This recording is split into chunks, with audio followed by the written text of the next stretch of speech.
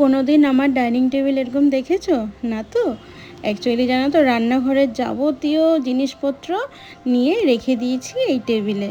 আর এদিকে চলে এসছে দাদারা। আমার রান্নাঘরে না কিছু কাজ হবে, তো তার জন্যেই আর আমার রান্নাঘরটা পরিষ্কার করে দিতে হলো। আর আজকে প্রথমেই বলি, আমি অনেক দিন পর আবার তোমাদের সাথে আসলাম। তার কারণ কি জানো? একটা বড় সুখবর আছে। এদিকে বাড়িতে কাজ হচ্ছে, আমি সোনাইকে নিয়ে বেরিয়ে পড়লাম। আর আজকে সাউথ কটন একটা শাড়ির সাথে হাতে মুখ পলা পরেছি, তার সাথে গলায় আর কানে গোল্ডের যে পলার সেটগুলো হয়, তো সেগুলো দিয়ে আজকে লুকসটা কমপ্লিট করেছি। এখন আমি আর সোনাই মিলে বেরিয়ে পড়লাম, নিয়ে নিলাম মিষ্টি 2 রকমের। আর তার সাথে ভাবলাম যে শাড়ি টাড়ি কি কিনবো, আমার না অত শাড়ি পছন্দ হয় না, তো কাউকে গিফট করার হলে মনে হয় যে এমন একটা জিনিস দেবো যেটা সবসময় বাড়িতে থাকবে। তো এই সমস্ত জিনিস নিয়ে আমরা চললাম আমার বান্ধবীর বাড়িতে। অ্যাকচুয়ালি জানো তো, মানুষের 7 মাসের স্বাদ রয়েছে, আমি মাসি হতে চলেছি। বুঝতে পারছো তো কত আনন্দ, খুশির খবর। তো মানুষের যেহেতু শরীরটা অতটা ভালো না, তো তার জন্যেই আর কোনোভাবে নিয়মটা সারতে হবে, সেই হিসাবেই আয়োজন করা হয়েছে। কিন্তু আয়োজনের কিন্তু কোনো কমি হয়নি, খুব সুন্দর আয়োজন হয়েছে, তোমরা দেখতে পাবে। আর আমি মানুষের বাড়িতে এসেই মানুষকে সাজাবো, তো ও কসমেটিক্স জিনিসগুলো বার করছে, আর আমি এদিকে ড্রেসিং টেবিলের সামনে চলে আসলাম একটু নিজেকে দেখার জন্য। অ্যাকচুয়ালি বাড়ি থেকে এত তাড়াহুড়ো করে বেরিয়েছি না, নিজেকে দেখার মতো একটু সময় হয়নি। তো এদিকে মানুষের শাড়িটা ড্র্যাপিং হয়ে গেল, তার সাথে চুলের খোপাটাও করে নিয়েছি। এবার শুধু একটু সিঁদুর দেওয়ার পালা। তো এইবার এদিকে চলে এসছে মানুষের মা, মানে কাকিমাও চলে এসছে। কাকিমা কিন্তু আসাম থেকে এসছে, জানো তো, ওই জন্যই আমাদের এত আনন্দ। আসামের নগাঁওর সবাই একসাথে হয়েছি, বুঝতে পারছো তো। তো আমাদের গল্পগুজব তো চলছেই, কি লং ভিডিও করব বলো, আমাদের এইভাবেই সময়গুলো কেটে গেল। তো এইবার একে একে করে সব নিয়মগুলো হচ্ছে। আর মানুষেদের অনেক নিয়ম, আর নিয়মগুলো সত্যিই খুব ভালো।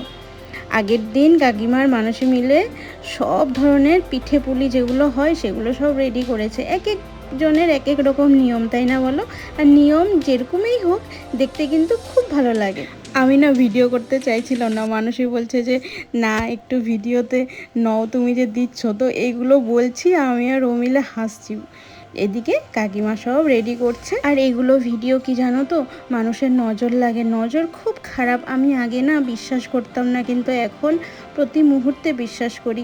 অ্যাকচুয়ালি নজর হচ্ছে কি বলো তো, সেটা না যে ওর খারাপ হোক, কিন্তু এমন এমন মানুষ আছে তারা নিজেও জানে না তাদের চোখটা এতটাই, মানে কি বলবো, দৃষ্টিশক্তি এতটাই চাপের থাকে যে অন্যের ভালো দেখলে না সেটা নিয়ে যে একটু ভাববে যে ওর কি করে ভালো হচ্ছে।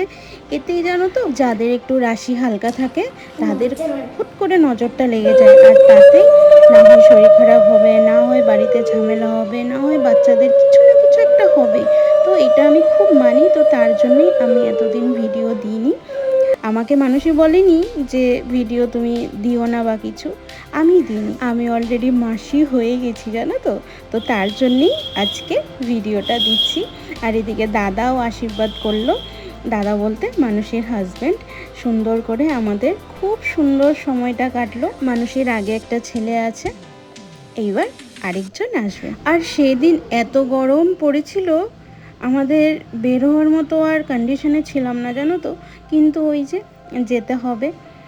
আর আমার এই শাড়িটা জানো তো দাদা দিয়েছে এবার দুর্গাপূজাতে। দাদা টাকা দিয়ে দিয়েছিল, আমি নিয়েছি। এত পছন্দ আমার এই শাড়িটা, পেস্টেল কালারের মধ্যে, তার সাথে মেরুন আর গোল্ডেনের পাড়, খুব পছন্দ। আর শাড়ির ব্লাউজটাও এত সুন্দর বানিয়েছে। শাড়ি যদি তুমি 300 টাকারও পরো না, ব্লাউজ যদি খুব সুন্দর করে বানানো হয়, সেটা 3000 টাকার শাড়ি মনে হবে। আর যদি সুন্দর করে ক্যারি করতে পারো। আর যদি তুমি 5000 টাকার শাড়ি পরো, ব্লাউজটা যদি সুন্দর করে ফিটিংস না হয়, তাহলে সেটা মনে হবে যে 500 টাকার শাড়ি। তো মেন কথা হচ্ছে ক্যারি করতে হয়। তো আমরা খাওয়া দাওয়া করে, আমরা গল্পগুজব করে বাড়ি চলে আসলাম। এসে আমার মাথায় হাত, দেখো অবস্থা। এই হচ্ছে বাড়ির অবস্থা। এগুলো পরিষ্কার করতে আমার কাল ঘাম ছুটবে। তো এদিকে সব কিছু কমপ্লিট হয়ে গেল, তারপর দাদারা হাত পা ধুয়ে নিল, দাদাদেরকে একটু খেতে দিলাম। তো চলো গো, হ্যাঁ আজকের জন্য আসছি, আবার একটা নতুন ভিডিওতে দেখা হবে। সবাই ভালো থেকো, হ্যাঁ।